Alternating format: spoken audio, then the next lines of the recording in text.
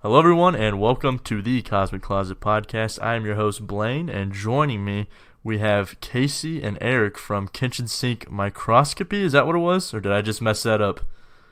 Oh, yeah, that's it. Okay, Yep. there we go. We have so Casey, you're here, Yeah. and then Hey, we hey. have we have Eric.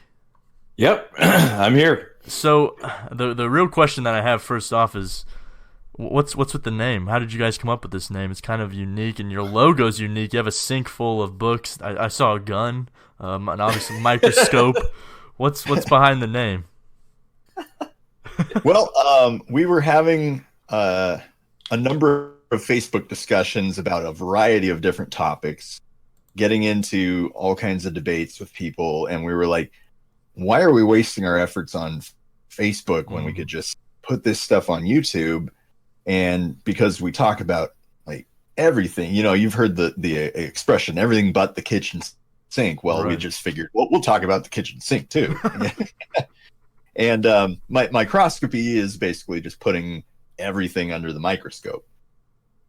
So that's where it came from. I like that, and you don't really limit yourself to one field. It seems like you guys talk about a wide a range of topics. Oh yeah, Yeah. There's a little something for everyone. And you, correct me if I'm wrong, you've only stuck to really video, right? You started out with video, like you haven't done audio only. It's been straight videos. Correct. That's a Yep. bold move, and I've heard there's been great success, especially on YouTube. Video podcasts are kind of booming right now. I don't know if you guys was that like a strategy, or did you just think video? I've watched or I've listened to a lot of audio podcasts, and I thought maybe since some of our videos or our conversations are rather long, it would be more entertaining to have some video so people could see us actually conversing. So that was, I think, the executive decision to go with video. So when did you guys kind of get started? How long have you guys been on there? Oh, just a couple months now. I mean, we've been Casey and I have been having conversations about Mhm. all manners of things for probably like a decade or more. But 20 years, probably. yeah, That's kind of Yeah. how we got started here. We just were talking about stuff, and we're like, well, why don't we just start a podcast and just see if we can record these conversations?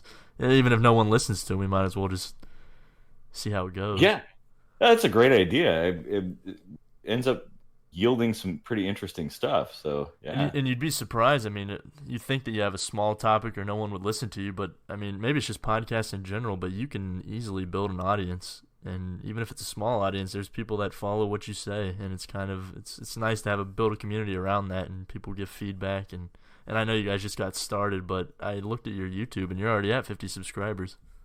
yeah, yeah, and it's really cool connecting with people we don't know Mhm. face to face, and yeah, so I Well, love it.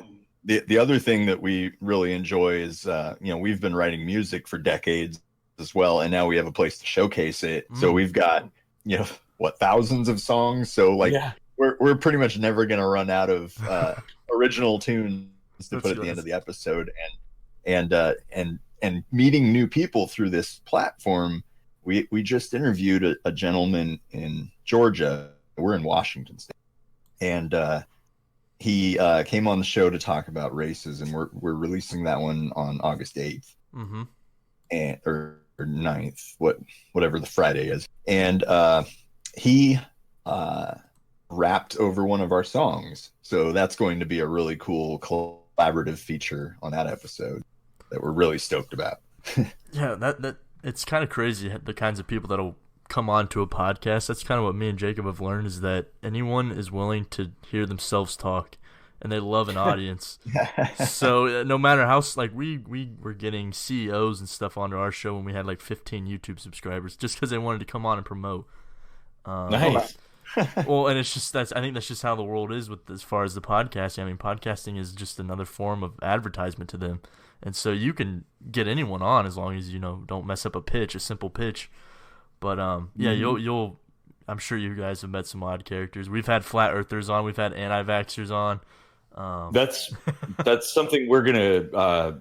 Yeah, we'd love to interview those same people. So yeah, you'll probably see the very same thing Right. on our channel.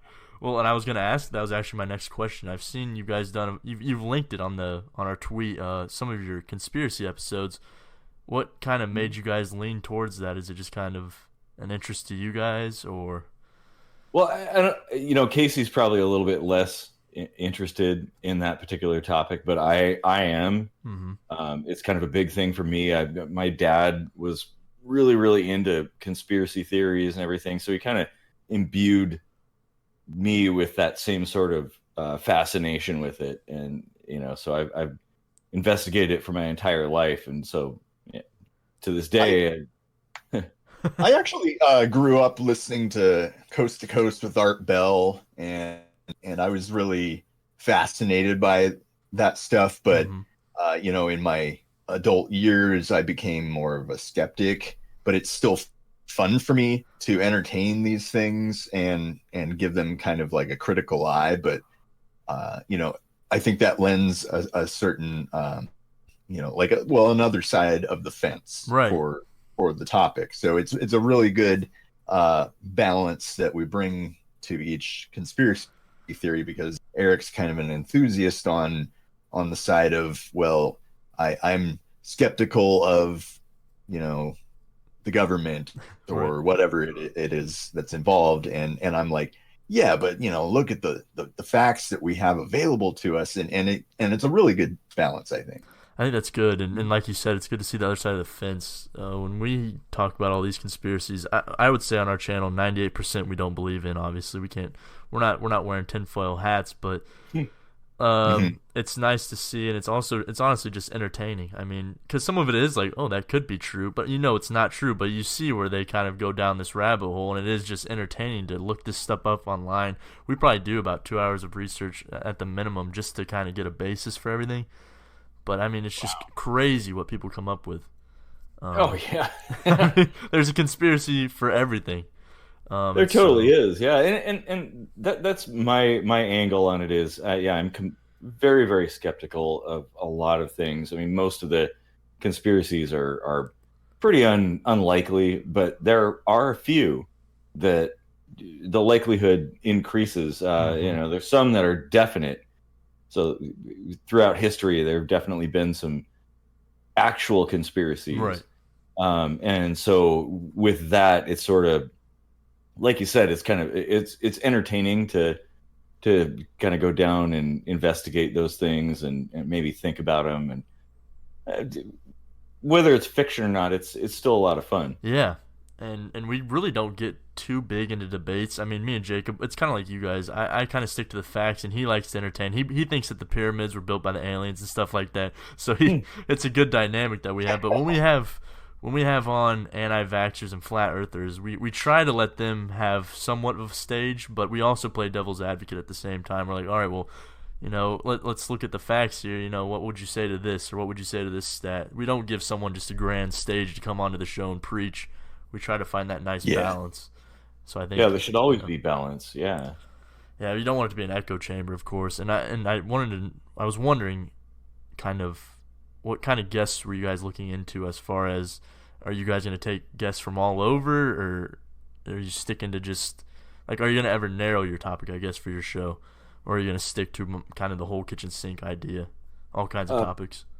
Yeah, it's pretty much going to be almost anything, and one of the things that we're coming from, one of the angles we want to go towards with our channel is to take these sort of disparate groups that maybe are in conflict with each other and interview them and get their side of the story without a lot of conflict, and maybe expose people to things they haven't thought about before, and realize that these people are people that have different views than them, and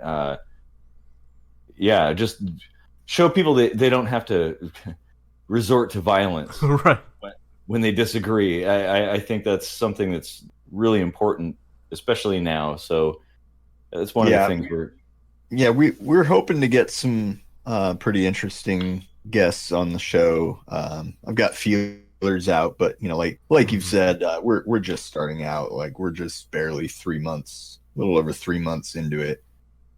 That's great. I mean, you guys already have 50 subscribers. That's incredible. I think that was more than what we were at. Yeah, we try to be pretty consistent. We did our research. We've been business owners before, so we came at it with a very professional approach. Mm-hmm. We wanted to have everything just right, and so you'll kind of notice. Not that I'm tooting our own horn here, but you'll kind of notice that our quality from episode 1 to where we are now, like almost 25 episodes in, is pretty much the same. Like we haven't been like, oh, we got to tweak this one Oh thing. wow, yeah. Don't listen to our first episode. We sounded horrible. Well, Eric loves to point out that Joe Rogan's first episode was complete and utter crap. Oh yeah. I think that's natural. Maybe, I mean, yeah, but you said you came in it you already had the mindset of a business. You knew that there was quality. If you put quality in, you're going to get quality back. So that's simple. Good tips. And I wanted to ask you guys to kind of shift gears into more of what our show looks at. When you were growing up, I don't know if you guys came from the same town or not, but was there like a local legend in your town or a local kind of ghost house, haunted house? Yeah. There were a few. Like there was a house like kitty corner to mine that was rumored to be haunted, and I worked in a restaurant many lives ago. Ooh. That was famously haunted. Oh man. And the skeptic that I am, I can't deny this one weird thing I saw while working at that restaurant. I was on the line. It was a busy Friday or Saturday night. I'm cooking, and there's hustle and bustle, and people are running around. And this was an old mansion that was converted to a restaurant. Ooh. So there was a closet in the kitchen that they had converted into a bus station. So there was slanted racks that held water glasses. Oh, okay. In a rack, and I was standing there watching the line, people coming and going. It was craziness, a madhouse. No one's near this closet. All of a sudden, the entire rack of glasses flies out several feet into the middle of the kitchen. Oh my and god! Busts all over the floor. Oh my god! Like it was like shoved. Like it didn't fall straight down. It kind of moved a little bit. Yeah, it out. went out, and it was a closet. Like there was no one near it. There was no one in it, and they would regularly take customers up into the attic for a tour because it was rumored that that's where most of the paranormal activity was taking place. Oh, I'm sure that was good for business. Yeah. Coming in and bring in some tourists. I mean, I bet they actually liked the fact that it was haunted. So, tell me if you had one in your town, Eric. Well, there was a house near my house that was rumored to be haunted. There was an old kind of antiquated mansion sort of house that had this old lady that lived in it by the name of Brunhilde. Was actually her name. And, of course it was. Yeah. And she was pretty reclusive and everything, and all the kids in the neighborhood thought that she was some kind of witch or something like that. And it was, I don't know how I feel about it. I actually think she was probably like just a sweet old lady. But I do remember one time, it was Halloween. My dad, my brother, and I were walking to this nearby house that they rigged everything up as a haunted house. And we're walking, it's all nighttime, we're coming up the hill and stuff, and out of the shadows she just emerges, and we were like, whoa, what's going on? And she says, hey kids, do you want some apples? And has these apples in her hands and puts them in our little treat bags. And my dad, of course, as soon as we got out of earshot, my dad says, throw those away. Checking for razor blades. Yeah, exactly. And that's kind of the only thing like local to me. I know what Casey's talking about, the restaurant, because that's kind of in the same vicinity. But I did actually have kind of a very unusual experience with ghosts Okay. as a kid. So this is probably when I was in middle school. So we're talking like the late 80s. Mm-hmm. And my friends and I, like, we all went to one of our friends' houses for a sleepover, as you do when you're a kid. Yeah, right. You know, we're watching a bunch of movies. I think we watched Little Shop of Horrors or something like that. And so it's getting really late, and we're all kind of hanging out in the living room, goofing off and stuff. And my friend sits up and he goes, What's that?" And he points out the window, and we all rush to the window, and there's this thing, like a glowing form, like a Oh my kind god. of humanoid looking form underneath the streetlight down the road. So at the end of the block, there's this thing, and we were kind of staring at it like, what is that? And one of my friends is totally freaking out and shaking and getting all nuts and stuff. And we're like, "Oh my God, we got to turn the lights on and everything." We turned all these lights on in the house as if that would do anything. Yeah, right. But we watched it, and it started kind of dancing around. It was really weird because it was formless, but it was like almost like a vapor made of Really? light. Yeah, it was really strange. And now this is the thing: I'm not a person who's prone to hallucination, Right. so I've seen very few unusual things, and this is one of them.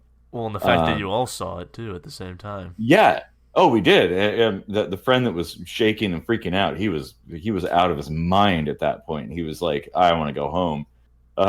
But we watched it, and it was kind of this is pretty late, so it was summertime. It was, I don't know, probably like 4 a.m. or something like that when we first saw it.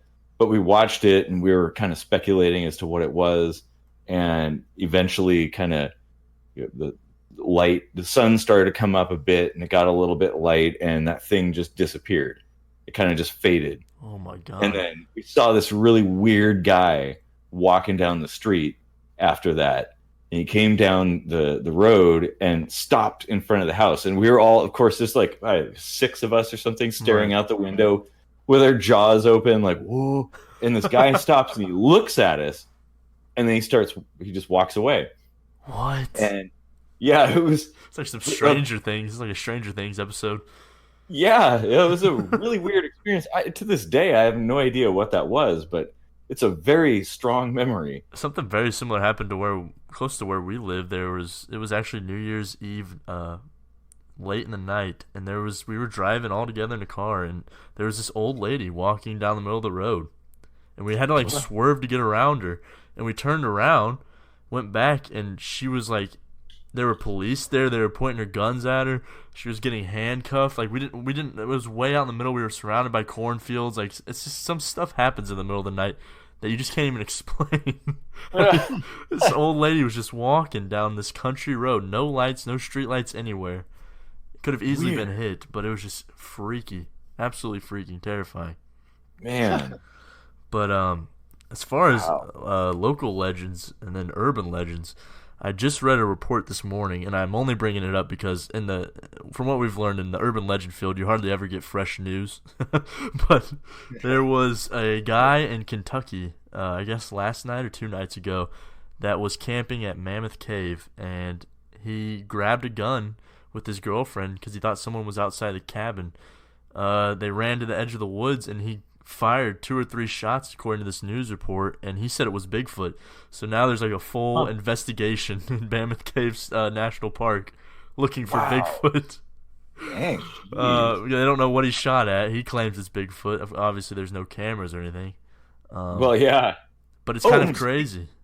Speaking of Bigfoot, and this is local to my area, because there's a lot of stories around here in Washington State. Right.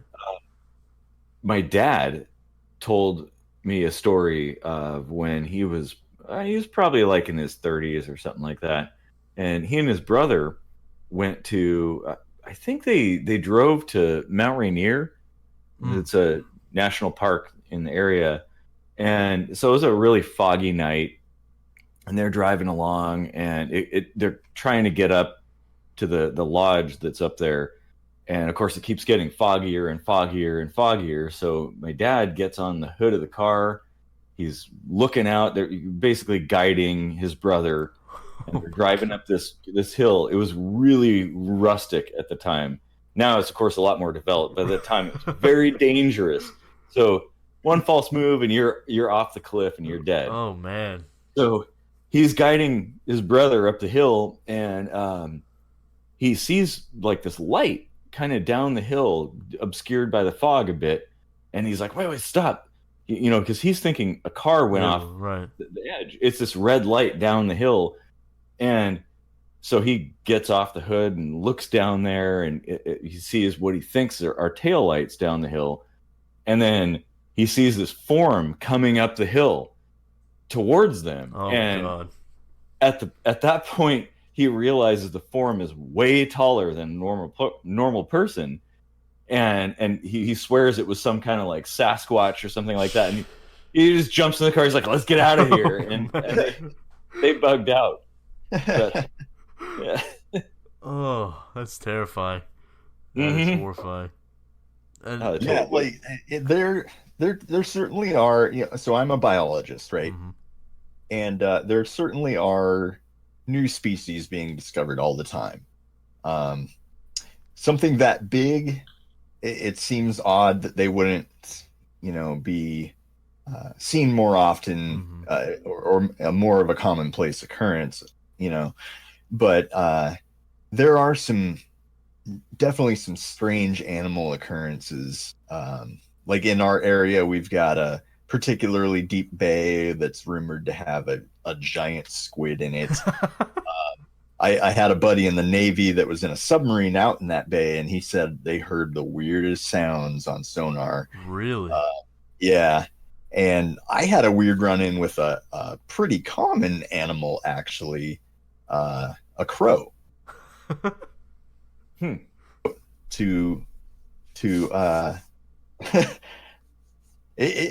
Okay, so I was a cook. This was like my first job, and I was the opener. So I back into a parking spot next to the back porch, right?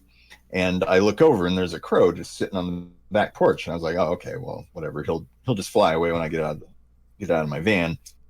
I get out of my van. He just sits there and looks at me. I'm like, okay, whatever. He's a tough crow. So I go to the front door and I let myself in, and I turn off the alarm, and I start getting things ready. And I break down a box, and I go to throw it out on the back porch, and I open the door, and the crow's still there. And I was like, oh, well, he'll certainly be scared when I toss this box over next to him. Toss the box. He kind of looks at it. He looks back at me. Doesn't move. No. I was like, okay, this is a really tough crow, but whatever. So I shut the door. I lock it again because, you know, I'm there alone or whatever. I start, prepping some salad. So I grab a knife. I'm chopping up the salad, and I stop. I put the knife down. And I'm like, I'm just curious if that crow is still there. And I walk over to the back door, and it had a peephole. And I look through the peephole, and the crow is staring up at the peephole. No way. Yeah, and I was like, this is starting to get a little creepy. So I go back to chopping up the salad, and a couple moments later, there's a knock at the door. And I'm like, tell me this crow isn't knocking on the door. And I go and I look out the peephole, and the crow's gone, and there's a UPS guy. I didn't hear a truck pull up, but whatever. I open the door, I accept the package. I shut the door and I lock it. I put the package on my boss's desk. I'm like, you know what? I didn't hear a truck drive off either. So I go back to the peephole. Guess who's back? The crow, staring at the peephole. And I was like, okay, this crow is really creeping me out. Did he just shapeshift into a UPS driver and give me some suspicious package? Like, now I'm worried about what's in the package. Other I'm worried that this crow can change shape. And then I was like, okay, I need to calm down. Maybe I had too many drinks last night. I go back to chop up the salad. My knife is gone. What? And at this point, I am freaking out. There's another knock at the door, and I was like, what now? It's like a dream. It's like a bad dream. Yeah, I'm telling you. And I go to the peephole and I look out and it's the opening waitress and she's standing really close to the door, looking over her shoulder at this crow, kind of freaked out. I opened the door, I grabbed her and pulled her in, shut it and locked it. I was like, that crow's creeping me out. And she was like, yeah, it's creeping me out too. I was like, you have no idea though. And I told her what happened and she was, she believed me because it just had like this creepy vibe to it. Oh well, So yeah, and crows are notorious for bad luck. yeah, and they're super smart too. So uh anyway, the day goes on and it kind of disappears and people come and go and they eat and more people come into work. And when my boss showed up, I told him about it. And he was like, what kind of drugs are you taking? I was like, I don't do drugs, man. I'm telling you, this happened. And the waitress saw it too. And he just wouldn't believe me. That's So hard I to was working believe. yeah, I was working a split shift that day. So I got to leave in the early afternoon and I go out to my van and the crow isn't there. I was like, okay, cool. And I get in my van. I happen to look up as I'm getting in and there's a whole family of crows like circling directly above my van. And I was like, Oh my god. okay, I'm out of here. Oh, no. I That's hated crows terrifying. for years after that. I would still hate them. That's terrifying. They are disgusting birds. Oh, I don't know if I could top that. I really don't have. It's kind of ironic. I do a show like this. I don't really have too many stories like that at all. I Well, got Um, I it. think Eric's got one to top that for let's as hear it. far as like a weird animal. I think you know what I'm talking about, right? Oh, the one in the street. Oh, I know. I was thinking the Gulch. Oh, well, okay, yeah. So I have two. I've seen a lot of crazy stuff. Yeah, jeez. So, well, I'll start with the animal in the street. This was probably 2011. This is back when I was a smoker, and my girlfriend and I were out in the front yard having a cigarette, Mhm. and uh, it was really, really late at night, and she just out of the blue looked over and she's like, "What's that?" And I was like, "Well, what are you talking about?" And she goes, "No, no, no, come here and look." And we walk down towards the street, and there's this kind of this form, like a dog shaped thing in the street, probably about 2 blocks away, under the street light. And Everything happens underneath the streetlight. yeah, it totally does. And we're looking at it and kind of wondering what it is. Is it a fox or a dog or a coyote, or I mean, it could be anything. And it's kind of walking across the street, and then it stops, and then it sits down, and then all of a sudden it stands up on 2 legs. Oh my god, that's literally like my Yeah. biggest fear.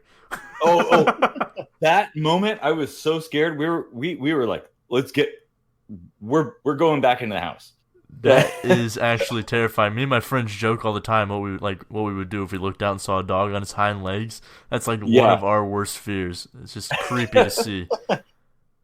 Yeah, as soon as it stood up, I was like, no, we're out of here. Sheesh. That is terrifying. Yeah, it totally what was. time was it, do you think? Oh, it was probably like 2 a.m. or something Oh like that. god. Oh no. Yeah, it was really late. Oh, no. The thing that Casey's referring to was something that I think it was probably about in the 90s. This is something that went on for a few days. Late at night, I mean, I had trouble sleeping all my life, waking up at strange hours with the feeling I'm being watched and all this stuff. I mean, that's its own story. Yeah. But there was a probably about a week long period where I would wake up in the middle of the night and I would hear this screaming. Well, I gotta preface this that the house I was living in it borders a gulch, so there's a bunch of trees and a ravine. Mm-hmm. There's deer and all kinds of animals running around there, so it's a little bit wild.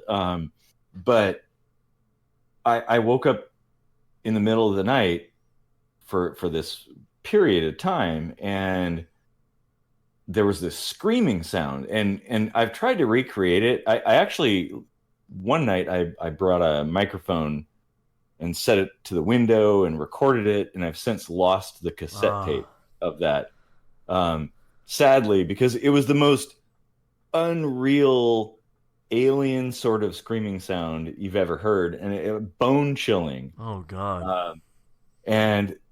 But it was this screaming coming from down in the gulch, and yeah, I don't like for multiple nights it did this around the same time, or just random. Yeah, it was probably about a week. Jeez. And you know, I've looked up different animals and their the sounds they make and things like that, and I haven't found anything quite like this sound. It's sort of like a hawk and a human and a dragon, some sort of alien sound all blended together. It's just, yeah. Oh my God. Yeah, I mean, I've heard that rabbits have a pretty gnarly death rattle, but I mean, and it could well have been a rabbit maybe, but for a week. Yeah, and when you recreated it, using synthesizers and stuff, like that noise chilled my blood. I was like, whoa. Maybe it was like, a thing walking on hind legs. It could be. Yeah. Maybe it was a werewolf. Oh, don't say that. I mean, I don't know. I can't believe you didn't share that hind leg story first. That's absolutely terrifying. I mean, it's either a dog. Stories, though. It's either a dog that can walk on its back hind legs, which is terrifying in itself, or it's an actual creature. I don't know what's worse. Yeah, exactly. And the thing is, I'm like pretty skeptical, like a fairly grounded person, but I've seen a lot of stuff. Those might be the scariest stories we've heard on this show from our guests, and we had a psychic and a demonologist on, so that's pretty good. Do you want me to tell you about my alien experiences? Jeez, you just experience everything? Might as well, you could have you on for every episode. Just tell us one each episode. Yeah, I want to hear it, of course. Well, Casey has his own story, so you might actually want to hear that. Mine, so yours is way creepier than mine. Yeah, this is probably like 1996, I think, and I had a clock radio next to my bed that I would listen to. I would listen to classical music or something to fall asleep to, and so that's integral to the story. But I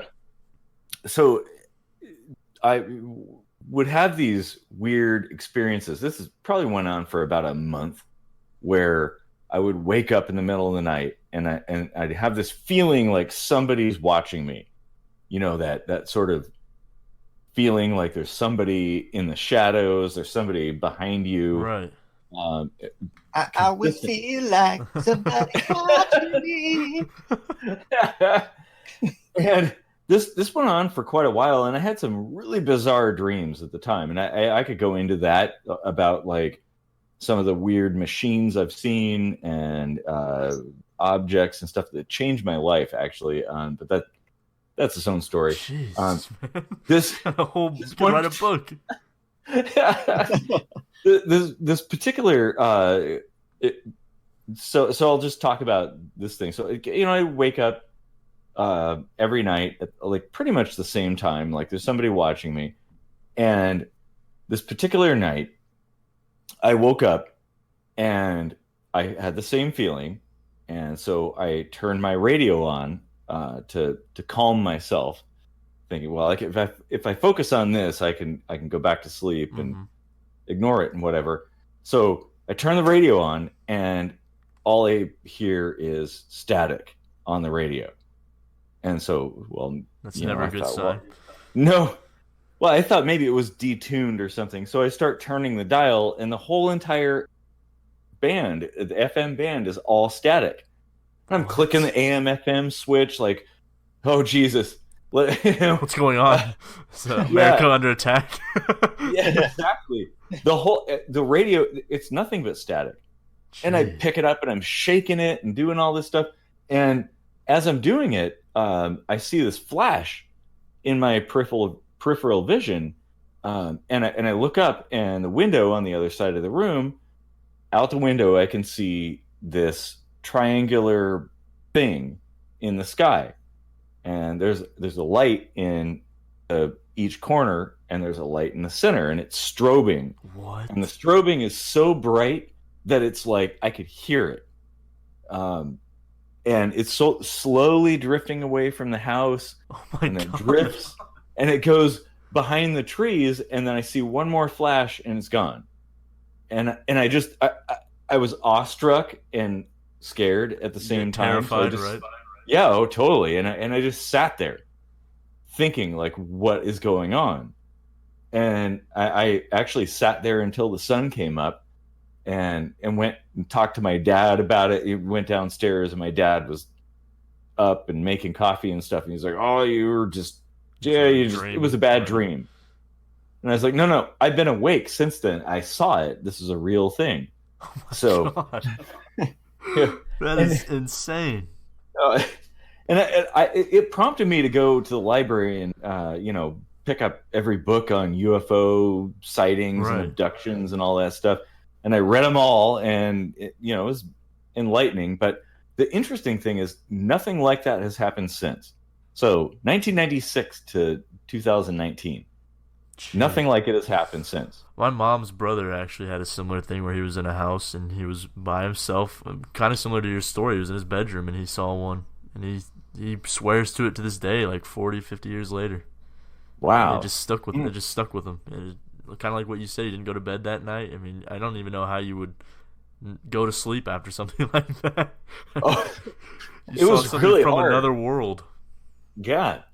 And I had these weird experiences leading up to it, like just as an example of one of the things that happened to me. I went down into the basement, and at the house I was living at, and there was a fluorescent tube sitting in the stairwell, and I grabbed it to move it out of the way. And as soon as I put my hand around it, all of a sudden I had this like flashback, I guess, to this room that had these illuminated tubes. I've tried to draw it, but I could never actually quite do it. And I had these kind of flashbacks to fantastical machines and things like that, and geometry and mathematics, and I'm a total idiot. Sheesh. So I don't know anything about that, and suddenly those things started to make sense. So yeah, I guess I've never heard anything like that in my life. That is insane and terrifying, but also kind of cool. Yeah. Yeah, that about sums it up. Yeah, it's basically how it is. Okay, well, I don't want to keep you guys for too long, so we can wrap it up here, but I want to have you guys back on because you guys have awesome kick-ass stories. But tell us where we can find your stuff, what projects you have going on. If you have a Twitter, shout out the Twitter. Kind of a little spiel. Yeah. Go ahead, Casey. The Twitter account is K-Sync Microscopy, I believe. At K-Sync. We only have a few followers on there. We also have Facebook as well. You can find us there. And we are on patreon.com, where we feature our music. If you become a patron at like $2.50 a month, which, since we churn out at least one song a week, that ends up being like less than you would pay for 4 songs a month in the iStore or whatever. So it's a pretty good deal, I think. And that's patreon.com/KSM Vidcast. And your YouTube channel is it the same name as we have to hit 100 subscribers before we can get a custom URL. So our URL right now is like PQX. Oh, okay. We'll link all of this in the description for everyone. Yeah. But just yeah, go search for kitchen sink microscopy. That's it. Go to Okay. YouTube, type that in, and that's all you need to do. Perfect. Yeah, and I hope you guys come on again in the future, because especially when Jacob's here, he's gonna love to hear these stories. Oh yeah, we will. So Oh, we will schedule that. But I wanted to thank you guys for coming on. Thank you everyone for listening, and please go check these guys out. They have amazing coverage on every topic right now, and they do it all. So yes, thank you again, guys. Yeah, Thank it's been you. great. All right, we will see you guys on the next episode of the Cosmic Closet Podcast. Share it and follow us, and we will see you then. Thank you for listening.